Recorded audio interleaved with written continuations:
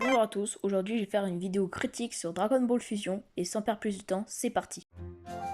Avant de vraiment commencer le jeu, on doit choisir notre classe de combattants entre Terrien, Saiyan, Namek, étranger et Alien. Le jeu nous introduit avec notre personnage principal et Pinish, notre rival, et on cherche les Dragon Ball afin de créer un championnat spatio-temporel entre combattants. Quand soudain, notre personnage et Pinish sommes inspirés dans un portail qui nous amène dans une autre dimension.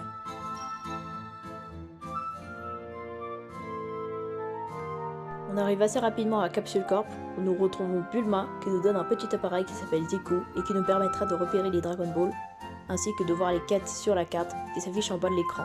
Elle nous dit de retrouver Sangoten et Trunks, son fils, qui sont dehors. Donc on les trouve dehors en sortant de Capsule Corp.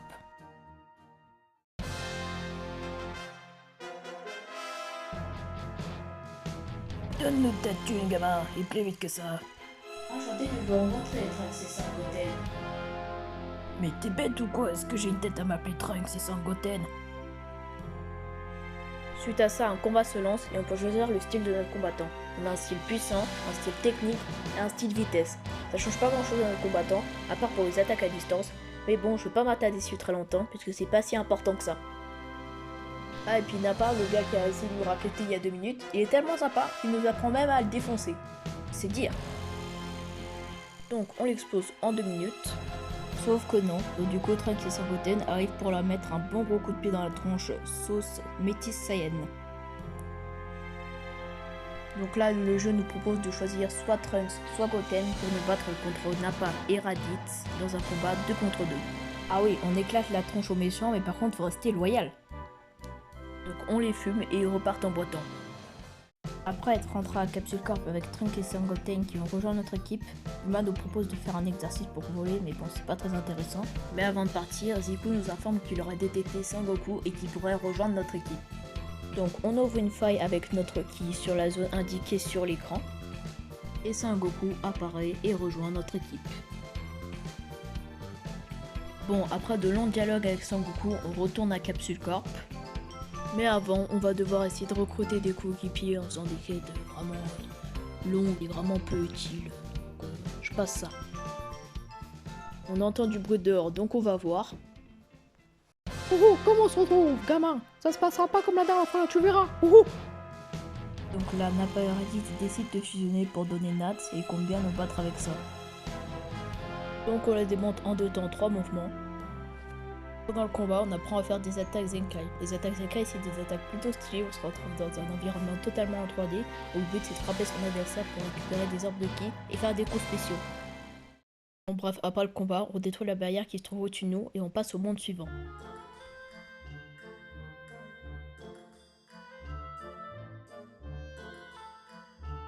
En arrivant, Trunks, Sangoten et Sangoku ont super faim, donc du coup on voit une planète au loin, ça sent bon. Donc on décide de racketter le vieux qui habite là-bas. Voilà. Après avoir bien mangé, on débarque à Satan City après avoir détruit la barrière. Là-bas on essaie de recruter des coéquipiers, mais je vais juste m'attarder sur 2 d'entre eux, Wanta et Paprika, parce qu'ils seront utiles pour le reste de l'histoire. Vous verrez. Avant de quitter Satan City, Ziku nous informe qu'il y aura une faille dans la ville, donc on l'examine. On découvre Pan, la petite fille de Sangoku qui était en train de se battre dans une autre dimension, et elle rejoint notre équipe. En quittant Satan City, le commandant Ginyu nous interpelle car il voudra briser la barrière d'un vaisseau qui serait dans le ciel, et en échange de ça, il nous apprendra la fusion à 5. Donc, on détruit la barrière du vaisseau, et le commandant Ginyu nous apprend à faire la fusion à 5. Donc en gros la fusion à 5 c'est comme une attaque Zenkai, sauf qu'au lieu de frapper une seule personne, tu peux frapper toute l'équipe adverse. Donc ensuite on ouvre une faille spatio-temporelle et là, Freezer apparaît et ordonne au commandant Ginyu de nous attaquer. Mais comme le capitaine Ginyu est trop sympa, il nous laisse le temps de se préparer. C'est cool.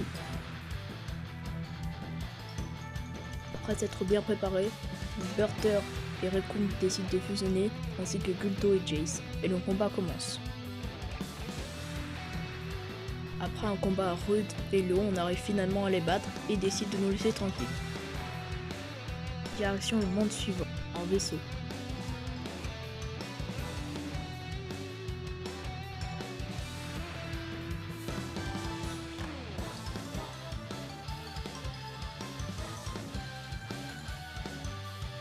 En arrivant, on voit Pinish qui est totalement inconscient au sol, qui s'entraînait avec Vegeta, donc on le réveille à coups de poing. Après ça, on va sur l'île de Tortue Géniale pour lui demander s'il peut nous entraîner. Il refuse en disant que s'il acceptait, il serait mort, mais il veut bien nous donner un conseil à la place pour se faire de nouveaux alliés.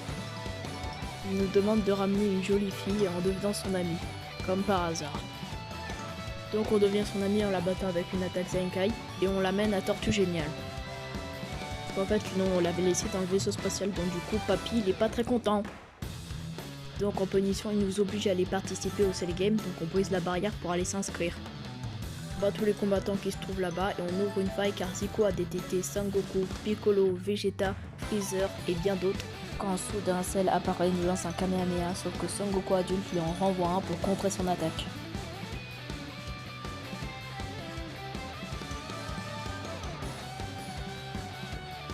Cell veut se battre contre nous tout de suite, mais Sangoku lui demande s'il peut attendre quelques temps afin de nous entraîner, nous et nos coéquipiers. Suite à ça, on s'entraîne avec Sangoku, nous et nos coéquipiers. Suite à ça, Sangoku et Bulma nous apprennent à faire les fusions Ace qui sont plus puissantes que les fusions normales et qui augmentent nos forces.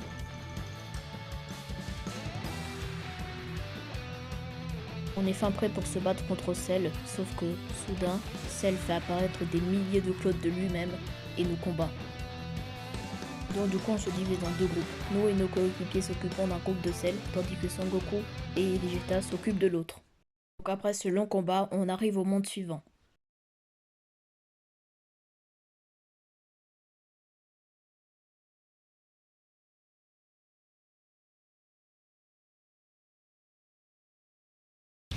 À peine être arrivé dans ce monde, on découvre que les Dragon Ball ont été activés, donc on s'y rend et on découvre Pilaf et sa bande.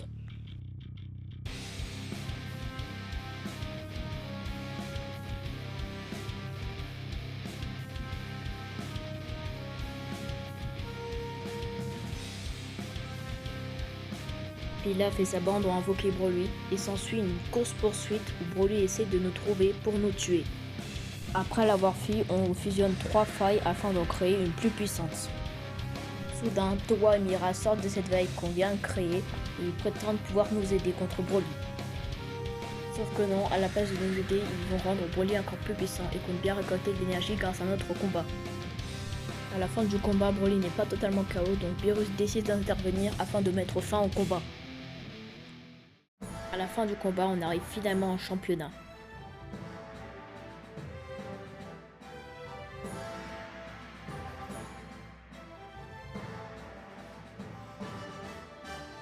On part s'inscrire au championnat et on retrouve Punish qui a hâte de montrer ses nouveaux coéquipiers. Ah, et puis en même temps, il se fait narguer par Trunks et Sangoten qui peut se transformer en Super Saiyan alors que lui il peut pas. Voilà.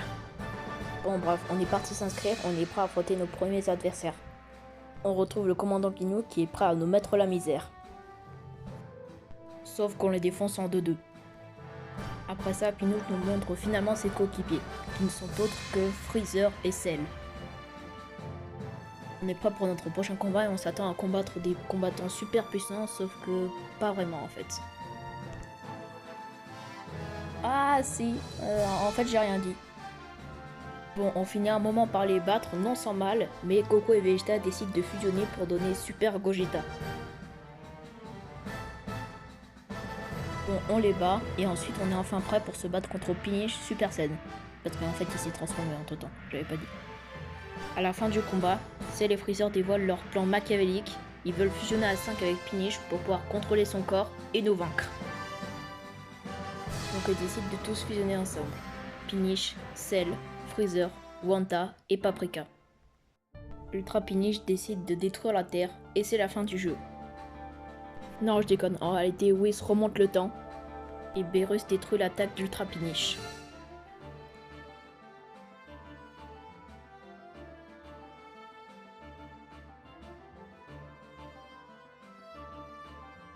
On passe au monde suivant pour poursuivre Ultra Pinish.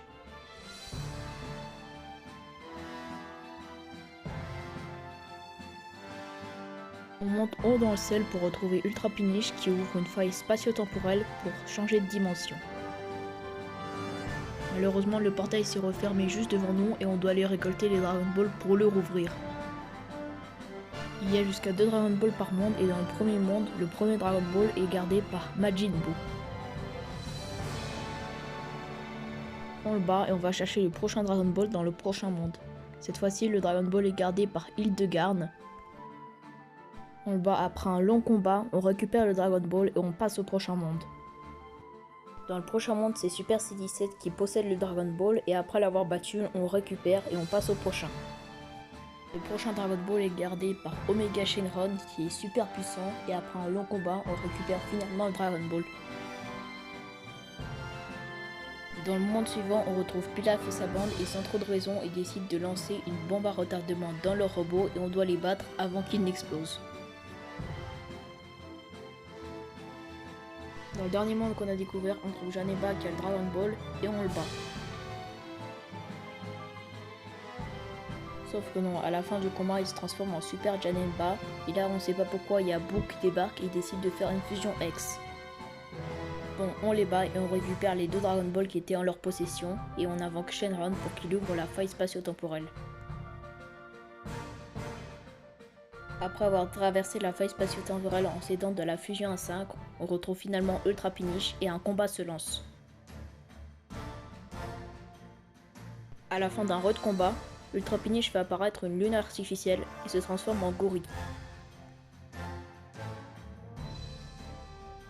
Un nouveau combat se lance et à la fin de celui-ci, Ultra Pinish est envoyé dans une faille spatio-temporelle. Notre personnage tente de sauver son ami, mais il tombe lui aussi dans la faille. Nous nous réveillons finalement et Freezer et Cell décident de faire une fusion X. Donc le seul moyen de les battre, c'est que notre personnage et Pinish fassions également une fusion X. S'ensuit un long combat en version Attack Zenkai où nous donnons finalement le coup final et détruisons Cell et Freezer.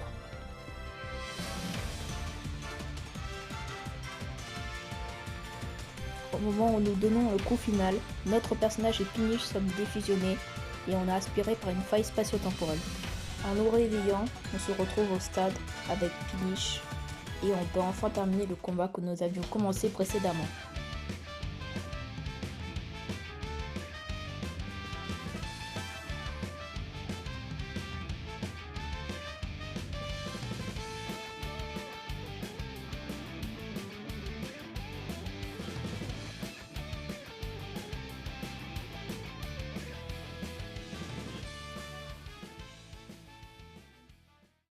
Bon, du coup, je vais donner mon avis sur le jeu. Alors moi, personnellement, j'adore le jeu. J'ai passé des heures et des heures dessus, à faire des diffusions dans tous les sens, à tester tout plein de choses. Concernant l'histoire, ça reste assez basique. C'est du Dragon Ball. Ça part pas forcément très loin. Mais bon, c'est cool. Pour les combats, c'est plutôt cool, même si des fois, il y a des choses qui sont pas trop logiques. Par exemple...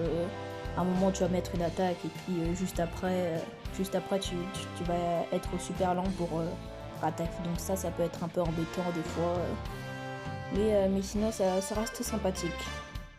N'hésitez pas à me dire ce que vous pensez de cette toute première vidéo, si vous voulez que j'améliore quelque chose, la narration, le montage, etc. Et sur ce, moi je vous dis à bientôt pour la prochaine vidéo. Ciao!